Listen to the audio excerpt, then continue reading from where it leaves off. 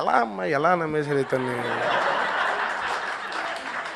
నేనేం పెద్ద అందగాడు కాదు కదా, ఎలా వై అంటే ఆవిడ ఇలాగ నవ్వుతూ ఉండేది.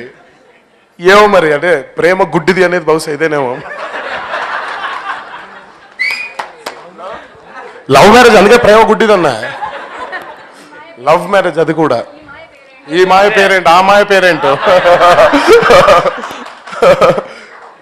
కానీ ఏ రోజు కూడా ఆ నమ్మకాన్ని పాడు చేయలేదు. ఈయన నిలబెట్టుకున్నాడు ఆ నమ్మకాన్ని.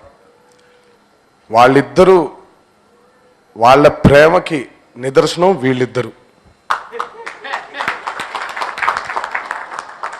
అమ్మా ఈరోజు whatever you are are whatever Rahul is purely their hard work. వాళ్ళిద్దరు కష్టమే, ఇంకెవ్వరిది లేదు. తల్లిదండ్రుల కష్టమే మీ ఇద్దరికి వచ్చింది, మీ ఇద్దరికి ఆ బ్లెస్సింగ్ అయింది అది. బికాజ్ నాకు తెలిసి ఈయన గురించి చూడ్డానికి గట్టిగా ఉంటాడు, కానీ వాళ్ళ అమ్మాయిని న్యూస్కి పంపించేప్పుడు ఫస్ట్ ఈయన ఏడుచుంటాడు ఆవిడకంటే ఎక్కువ. చదువుకోవడానికి పంపించినప్పుడు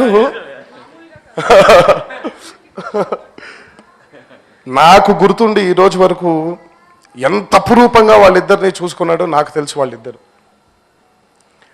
సో మీరు పడిన కష్టానికి వాళ్ళు పడిన కష్టానికి ఆ దేవుడు నిజంగా ఇద్దరు పిల్లలకి ఒక అద్భుతమైన భవిష్యత్తు కలుగజేయాలని ఆ దేవుడిని మనసారా కోరుకుంటున్నాను.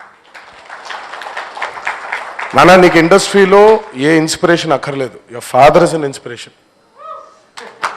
ఇట్ ఈస్ అంటే the only advice I can give you is, గొప్ప నటుడు అవ్వాలన్నా గొప్ప డాన్సర్ అవ్వాలన్నా ఏం అవ్వాలన్నా కూడా అది ఇన్బిల్ట్గా ఎవరికి రాదు. అది సాధన చేయాలి. ఆ సాధన ఎలా వస్తుందంటే మన తల్లిదండ్రుల వైపు ఎంత నిస్వార్థంగా నిజాయితీగా ప్రేమ ఉంటుందో అంత ప్రేమ అంత నిజాయితీతనం దీని మీద కూడా చూపించాలి. అది ఎక్కడో లేదు, అది వాళ్ళిద్దరి దగ్గరే ఉంటుంది, తల్లిదండ్రుల దగ్గరే ఉంటుంది ఆ నిజాయితీ అనేది. Take their blessings. వాళ్ళ బ్లెస్సింగ్సే మీ ఇద్దరికి రేపొద్దున ఒక దారి చూపించేది. ఎప్పుడు కింద పడ్డా ఒకటే గుర్తుంచుకోండి, మీ నాన్న ఎలా కష్టపడ్డాడు అని, మీ అమ్మ ఎలా కష్టపడి మిమ్మల్ని పెంచింది అని. అంతే, ఇంకేం అక్కర్లేదు. ఇదే బ్రహ్మాస్త్రం.